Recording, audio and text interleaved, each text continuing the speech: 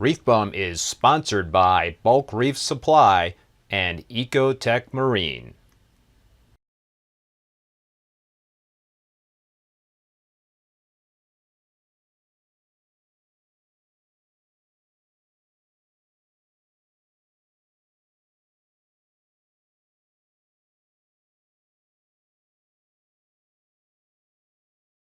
What about though for dinoflagellates? So Chris, you mentioned dosing iron to help solve that issue, but a lot of folks you hear about that are fighting the dinos dose the MB7 to help build up that bacteria population. I guess to outcompete the dinos. The bacteria is already there, Keith. The bacteria most likely is already there.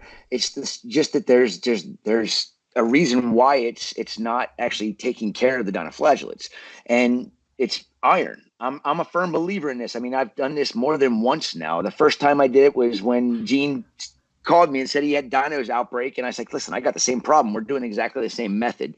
This is the guy that does the ICPs for me, and he did a quick run and found out that his iron was literally at like 1 part per billion in his system.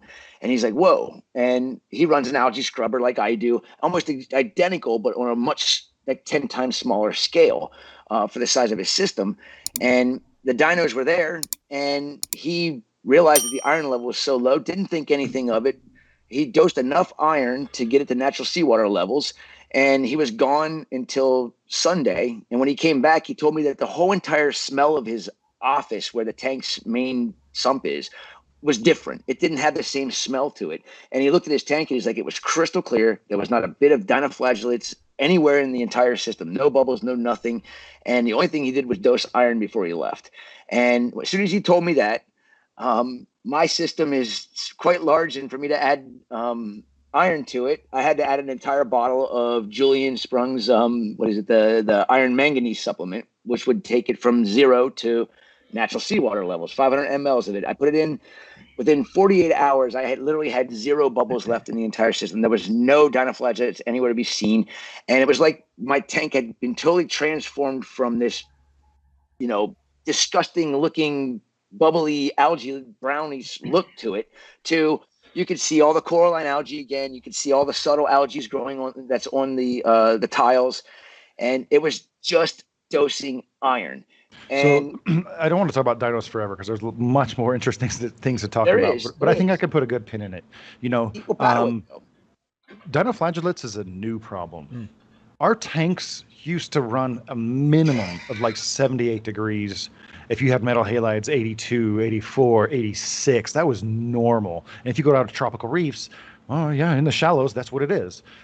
So this is a modern phenomenon, and I think the pool of evidence suggests that we've had a microbial community shift because that temperature is pushed downwards. The dinoflagellates are better able to grow in that condition, and iron is also one of those things that helps to shift the balance. There's already some really good kind of verified observations, not freaking peer-reviewed paper that's verified by science, right? But like observations by very experienced reefers that raising your temperature or just dosing some iron, I don't even think you need to hit natural seawater levels, because I saw results by just dosing some.